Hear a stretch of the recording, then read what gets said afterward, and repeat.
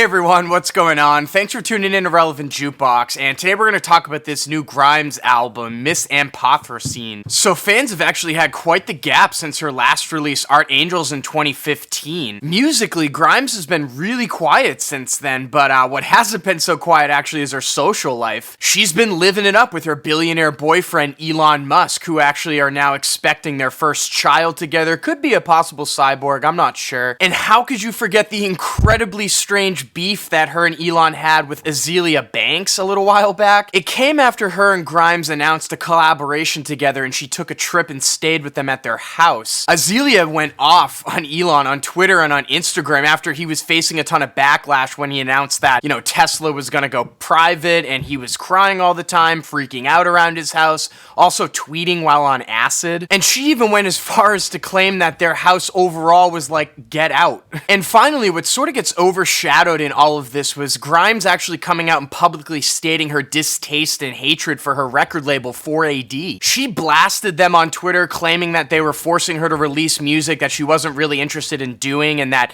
the next record that she put out was going to be super collaborative heavy, and after that she wanted to break away from the label to do her own thing. So here we are, after a few delays, we have this album here. It is out on 4AD, so I'm kind of curious to see what she's going to do next moving into the future. But as far as this new album goes, guys, I'm not really gonna beat around the bush here. I really don't think it's that good, honestly. In Grimes' music, there's a lot of this noticeable energy that comes through with it, and it kind of enhances the overall aesthetic. And on this new album here, it's pretty much all stripped away for this more like numbed out melancholy feel. And at her best, Grimes is able to create this like futuristic fantasy world of electro pop that's pretty futuristic and kind of feels like you're walking around this party with a bunch of e-girls. And it's weird, on this new album over here, it sounds like it fits in that universe that she creates, but the instrumentals on this album are just so flavorless. It's almost like her world has been turned into grayscale. Kinda like in Halloween Town 2 when Calabar takes over Halloween Town and turns everything gray.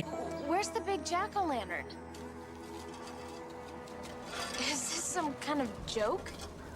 But also on this album, for me, what was equally less impressive was her vocal performances. She hasn't changed up her singing style or anything like that, but a lot of this record is filled with her singing a bunch of oohs and ahs and riffing off of that, and it kind of fills a lot of the gaps on here in these bland instrumentals. And obviously, she has been known to do that on some of her past releases, like on Visions, but on here, it feels like meandering or like a placeholder for what wasn't there. Like the track 4AEM, for example. Like, what the hell is this track, honestly? It's basically her mumbling her way through this track with a pretty by-the-numbers Grimes instrumental that picks up and repeats itself a couple times, but honestly, it's just kind of like boring. I mean, the songwriting on this cut is just way under what Grimes is capable of, in my opinion. There were a couple tracks on this record that I did enjoy, like the single Violence that promoted this record. Not necessarily the most impressive instrumental from Grimes on here, but it does have her like stickiest hook in a long time. Easily the best track on this record, I think. And I also dug the other single, My Name is Dark. She incorporates a lot of layers of guitars and screamed vocals on here that make this wall of sound that's really cool. It's kind of like a Grimes shoegaze track or something. But honestly, these two cuts, for as good as they are, don't really make up for the rest of this album being super mediocre. Like the 6-minute long opening track that drags on way too long. And the second track, Dark Side, does have one of the cooler beats on this record, and it also features a Taiwanese rapper, Pan. But honestly, her feature just doesn't fit on this instrumental, in my opinion. It just sounds like she's just talking, and it doesn't go along with it. And the track Delete Forever, which is another single from this album, does have Grimes exploring new territory with a lot of acoustic guitars. It does stick out on this album basically just for that fact, because it's just kind of like an okay track overall. She doesn't really put like enough of her unique spin on this style of music. It just kind of sounds like she's riffing over some repurposed Wonderwall chords. So yeah, I mean, this album just really wasn't for me, unfortunately, which is a bummer because I think Visions is essential listening. I mean, I could see hardcore fans getting drawn to the aesthetics on here that she provides, but overall,